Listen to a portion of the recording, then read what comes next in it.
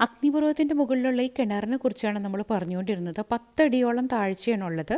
ആ chicken grill ചെയ്യാൻ വെച്ചതിൻ്റെ oil ഇതിലേക്ക് വീണുകൊണ്ടിരിക്കുകയാണ് കേട്ടോ. അപ്പോൾ താഴെയിൽ നിന്ന് ആവി ശക്തിയായിട്ട് മുകളിലേക്ക് പൊങ്ങുന്നത് നമുക്ക് സൂക്ഷിച്ച് നോക്കിയാൽ കാണാൻ പറ്റുന്നുണ്ട്. ഒട്ടും വൈകാതെ തന്നെ നമ്മൾ അടുത്ത സ്ഥലത്തേക്ക് പോവുകയാണ്. കരിഞ്ഞ് ഉണങ്ങിയ പാറക്കെട്ടുകളുടെ നടുവിലൂടെയാണ് റോഡ് ഉള്ളത്. വളരെ നാച്ചുറലായിട്ട് രൂപപ്പെട്ട ഒരു ഗുഹയുണ്ട് ഇവിടെ.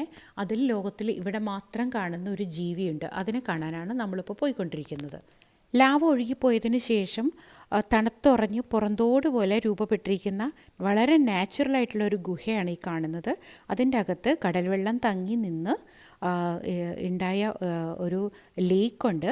അതിലാണ് ഈ കണ്ണ് കാണാത്ത ചെറിയ വെളുത്ത ഞണ്ടുകളെ നമുക്ക് കാണാൻ പറ്റുന്നത്.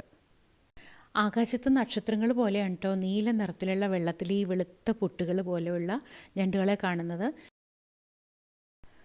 ലാവ ഒഴുകിപ്പോയി രൂപപ്പെട്ടതാണ്, അതും സ്വാഭാവികമായി രൂപപ്പെട്ടതാണ് ഈ ഗുഹ എന്നുള്ളത് എനിക്ക് ഒട്ടും വിശ്വസിക്കാൻ പറ്റുന്നുണ്ടായില്ല. അത്ര അത്ഭുതകരമായിരിക്കുന്നു ഇവിടെയുള്ള ഈ കാഴ്ച. അടുത്ത കാഴ്ചകളിലേക്ക് നമുക്ക് ഒട്ടും വൈകാതെ തന്നെ പോവാം. കുറച്ച് പേർക്കുള്ള ഒരു സംശയമായിരുന്നു എവിടെയാണ് ഈ സ്ഥലം എന്നുള്ളത്. ഇത് ആഫ്രിക്കൻ ഭൂഖണ്ഡത്തിൻ്റെ മുകളിലായിട്ട് സ്പെയിനിൻ്റെ ഇടതുവശത്ത്, സ്പെയിനിൻ്റെ ഒരു ഐലൻഡാണ്. ലാൻസാറോട്ടെ എന്നാണ് പേര്. 60 കിലോമീറ്റർ നീളവും 30 കിലോമീറ്റർ വീതിയേ ഉള്ളൂ ഈ ചെറിയൊരു ഐലൻഡിന്. ഇത് നമ്മൾ ഇന്ത്യയിൽ നിന്ന് പോവുകയാണെങ്കിൽ കുറേ അധികം ട്രാവൽ ചെയ്യേണ്ടി വരും.